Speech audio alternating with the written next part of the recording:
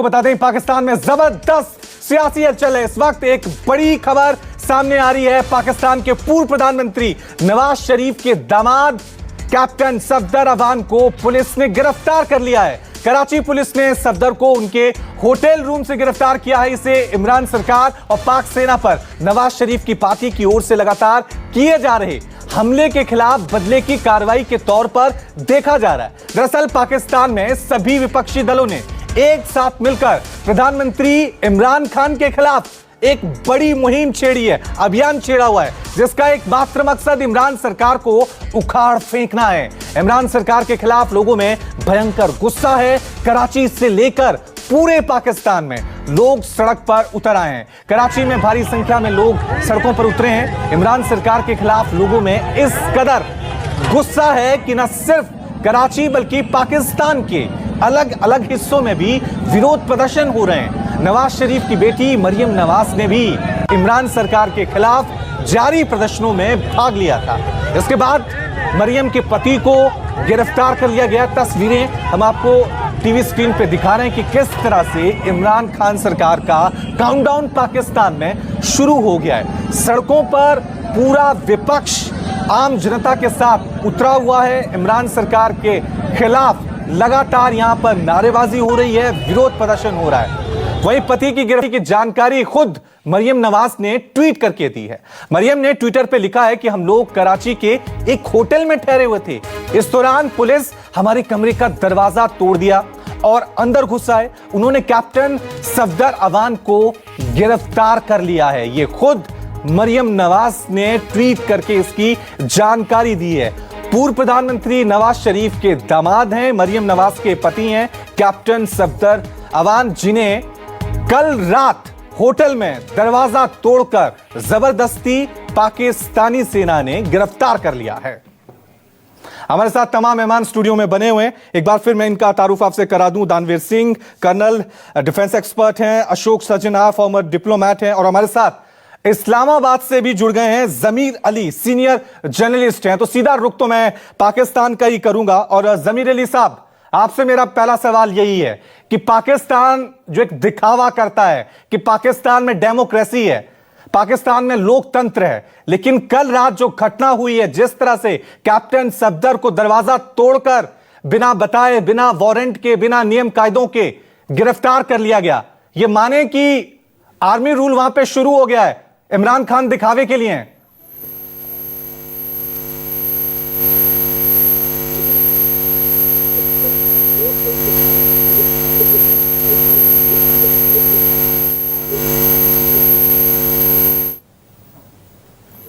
ठीक है, ऑडियो की थोड़ी सी दिक्कत सामने आ रही है। दानवीर सिंह, आपसे मेरा सवाल यही है, अब माने जिस तरह से ये पाकिस्तान में हो रहा है, रात को होटल के कमरे में आना, दरवाजा तोड़ना, ये लोकतंत्र एक दिखावा है पाकिस्तान में। चल तो वहां आर्मी की सत्ता ही रही है वहां पर। हाँ, बिल्कुल आप सही कह रहे हैं। और पाकिस्तान के अंदर इस समय हाइब्रिड सरकार चल रही है। सामने मखौटा आपका सिविलियन चेहरा है और उसके पीछे जो रस्सियां खींचने वाले हैं वो सारे फौजी हैं। जितने भी अहम ओहदेदार हैं, कई सारे जो इंस्टीट्यूशंस हैं, बल्कि सारे ही इंस्टीट्यूशन जो हैं जुडिशरी को छोड़कर, उन सब पे साबका फौजी जो हैं काबिज हैं।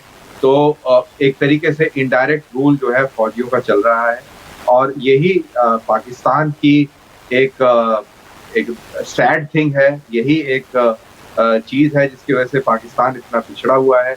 लेकिन एक बात मैं आपको जरूर यहाँ बोलना चाहूंगा, आपने गुजरावाला में और कल कराची के जलसे को देखा होगा। हाँ। तो ये आप जरूर समझ जाएंगे कि जो वहाँ की जो आम आवाम है, जो पॉपुलेशन है, उसके अंदर एक डेमोक्रेसी की बहुत चाह है और बहुत उम्मीद है। इसीलिए वो अपने नेताओं के पास बार बार जाते हैं। और जब ये सारी जो ऑपोजिशन पार्टियां इकट्ठी हुई हैं, तो उनके अंदर एक ऐसा महसूस हुआ है लोगों को कि शायद हमें पूरी तरह से जमहूरियत जो है मिल पाएगी। इसीलिए आपने देखा कि कितना बड़ा जन सैलाब आपने गुजरावाला में भी देखा और कल रात कराची में भी देखा।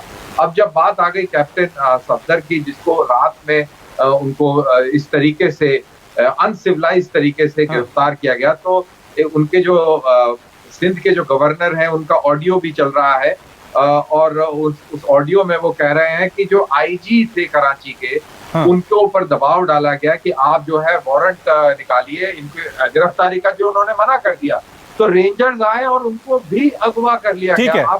ठीक है, इसी का जवाब फौजी आए और आईजी साहब को ठीक है, इसी का जवाब हम पाकिस्तान से ले लेते हैं, क्योंकि हमारे साथ बने हुए जमीर अली सीनियर जर्नलिस्ट हैं इस्लामाबाद से। जमीर अली साहब आपके पास मैं लौटूंगा, लेकिन हमारे साथ अशोक सजनार बने हुए हैं, उनका मैं रुख करना चाहूंगा। और साथ में आपको यह बता दूं कि जिस तरह से पाकिस्तान में आम जनता जो है सड़कों पर आई है, उससे यह साफ हो गया है कि अब इमरान खान का काउंटडाउन वहां पर शुरू हो गया है। अशोक साहब, जिस तरह से पाकिस्तान पूरी तरह से बेनकाब हो गया है, दुनिया को दिखाने के लिए लोकतंत्र हैं, हम एक्शन उठा रहे हैं, लेकिन साफ तौर से यह दिख क्या है कि इमरान खान की सरकार वहां की सेना ही चला रही है। आप बिल्कुल ठीक कह रहे हैं, क्योंकि देखिए ये मेरे विचार से दो चीजें यहां पर पहली बार हुई हैं। एक तो यहां पर पहली बार हुआ है जो सारी जो 11 पार्टी है वो सभी साथ में मिलकर आए हैं, सभी ने जो भी वहां की सरकार है इस्लामाबाद में उसके विरुद्ध वो आकर सब खड़े हुए हैं, चाहे वो पाकिस्तान मुस्लिम लीग नवाज हो, चाहे वो पाकिस्तान पीपल्स पार्टी हो या फिर जमाते इस्लामी हो फजलुल, और ये सभी 11 पार्टी आई हैं और उन्होंने पूरी सब मिलकर जो सरकार है इमरान खान की उसके ऊपर धावा बोला है। दूसरी बात जो है, जो पहली मर्तबा मेरे विचार से ये सभी पार्टियों ने मिलकर फौज के बारे में कहा है, फौज के विरुद्ध कहा है, फौज की इंटरफेरेंस के विरुद्ध कहा है। पहले देखिए हमेशा जो कुछ भी कहा जाता था वो सरकार के बारे में, करप्शन के बारे में, इकोनॉमी के बारे में, वहां पर इन्फ्लेशन जो हो रहा है उसके बारे में कहा जाता था। फौज जिसे कहा जाता है बिल्कुल ही एकदम उसको अलग रखा जाता था। इस बारी फौज के विरुद्ध भी बहुत आवाज उठी है। आपको मालूम है जब 16 तारीख को गुजरानवाला की ये हो रहा था तो तब नवाज शरीफ ने बिल्कुल सीधा निशाना फौज पर बिल्कुल ये इस बारी जो विरोध प्रदर्शन वहां पे देखने को मिल रहा है, ये साफ तौर से इशारा कर रहा है कि एक तो इमरान खान की कुर्सी वहां पर जाने वाली है, और दूसरी जनता अब ये जो सेना पर्दे के पीछे से सत्ता वहां चलाती है उसके खिलाफ भी आवाज उठने वाली है। जमीर अली साहब, आपसे मैं एक बार फिर आपका रुख करूंगा। मेरा सवाल आपसे यही था कि पाकिस्तान में ये क्या ड्रामा चल रहा है?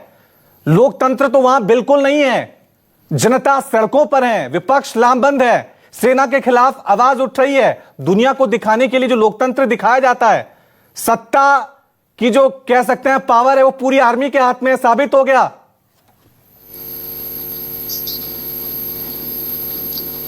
देखिए पाकिस्तान में इस वक्त जिस तरह अपोजिशन की 11 जमातें मिलकर एहतजाज कर रही है, और उसमें सबसे बड़ी जमात पाकिस्तान पीपुल्स पार्टी, पाकिस्तान मुस्लिम लीग नून और उसके अलावा मौलाना फजल रहमान समेत दीगर जमातें शामिल हैं, उनकी जानिब से जो शो किए गए थे पावर शो, जिसमें गुजरांवाला और कराची के जो एहतजाजी जलसे थे ये बहुत बड़ी तादाद में लोग निकले थे इमरान खान की जो हुकूमत है उसके खिलाफ।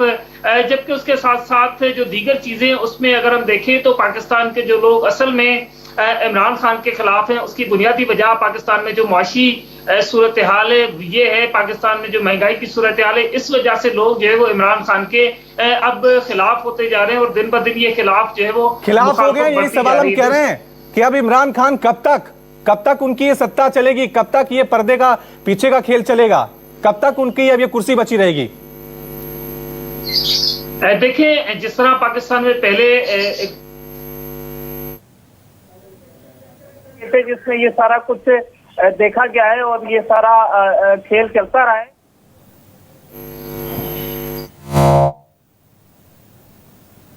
जी बोलिए। तो पाकिस्तान में इस सारी सूरत हाल में पहले कभी अपोजिशन के एहतजाज की वजह से तो हुकूमतें नहीं गई, लेकिन इस वक्त जो मौजूदा सूरत हाल है उसमें इमरान खान की जो हुकूमती पोजीशन है वो खासी कमजोर दिखाई देती है हमें, क्योंकि 11 जमातें जिसमें खास तौर पे पाकिस्तान मुस्लिम लीग नून है उनकी जानिब से जो मौक़िफ़ लिया गया है वो काफी सख्त है। तो इस सूरत हाल में जो 2 शो हो चुके हैं पाकिस्तान में, कराची और गुजरांवाला में, अगला जो प्रोग्राम है वो है कोयटा में। अब कोयटा का जो प्रोग्राम है पाकिस्तान की तमाम अपोजिशन जमातों का, वो यकीनी तौर पे जो मौजूदा 2 प्रोग्राम हमने देखे इससे बड़ा होगा। उसकी बुनियादी वजह ये कि बलूचिस्तान के जो कॉम्परस्ट हैं वो भी अपोजिशन जमातों के साथ हैं। इसके अलावा मौलाना फजल रहमान जो कि पीडीएम के सदर हैं, पाकिस्तान डेमोक्रेटिक, लेकिन जमीर अली साहब देखिए, जमीर अली साहब, मैं ये कह रहा हूं कि हो सकता है जनता वहां नाराज है, लेकिन जिस तरह से प्रधानमंत्री इमरान खान के खिलाफ बयान सामने आए, मरियम नवाज क्या कहती हैं,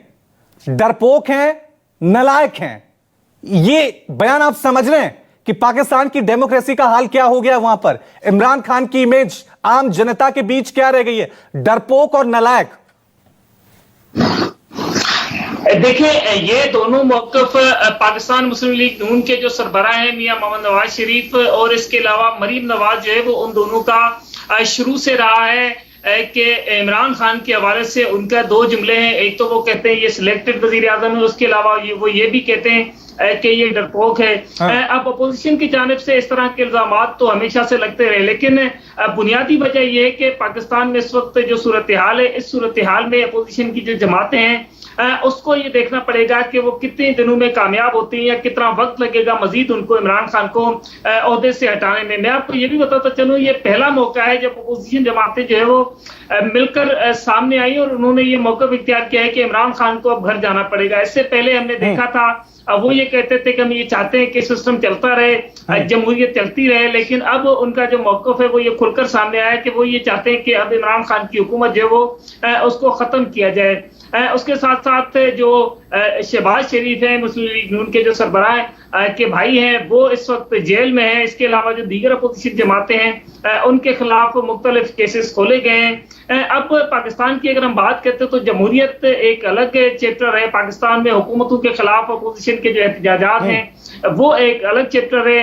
11 जमातें हैं पाकिस्तान की जो कि इस वक्त एहतजाज कर रही है और उनकी जो पहली डिमांड है वो यही है कि तो ये माने इमरान खान की हुकूमत ये बताएं आप, आप कह रहे हैं कि सूरत हाल वहां पे बदल गया है, तो ये माने कि इमरान खान की जगह कोई दूसरा अब वहां पे कठपुतली सामने नजर आएगी या खुद, क्योंकि बार बार पाकिस्तान में आर्मी रूल लगा है, इस बार आर्मी खुद सत्ता वहां संभालेगी या नई कठपुतली देखने को मिलेगी? देखिए, जिस तरह की अपोजिशन जमातों की जो डिमांड है उसमें तो बिल्कुल वाज़ेह है कि वो ये कहते हैं कि नए इलेक्शन करवाए जाएं और फेयर एंड फ्री इलेक्शन करवाए जाएं जिसके नतीजे में जो हुकूमत आएगी वो अवामी हुकूमत हो। इस हवाले से मियां नवाज शरीफ के जो बयानात हैं वो सामने आए हैं, वो आपने सुने भी हैं। उसके साथ साथ मरीम नवाज की जानिब से जो जुबान इस्तेमाल की जाती है वो भी काफी सख्त जुबान है और यही सूरत हाल अब पाकिस्तान पीपुल्स पार्टी के चेयरमैन बिलावल भुट्टो की है। बिलावल भुट्टो की जानिब से भी जो जुबान इस्तेमाल की जा रही है वो काफी सख्त जुबान है।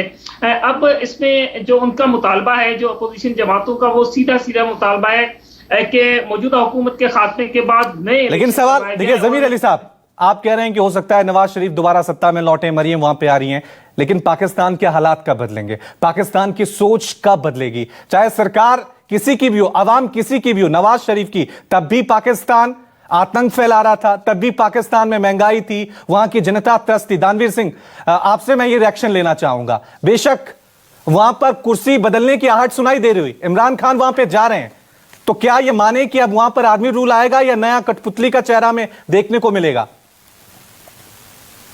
देखिए, सबसे पहले तो ये समझना बहुत जरूरी है कि इस पूरे जो खेल के अंदर जो एक सबसे बड़ा जो टारगेट उभर के आया है वो इमरान खान नहीं आया है, वो पाकिस्तान की फौज आई है। और ये पहली बार हुआ है कि पाकिस्तान की फौज पर इतने खुल के चौतरफा हमले हुए हैं। पाकिस्तान की फौज के जो जर्नल हैं उनके करप्शन चार्जेस उभर के आए हैं।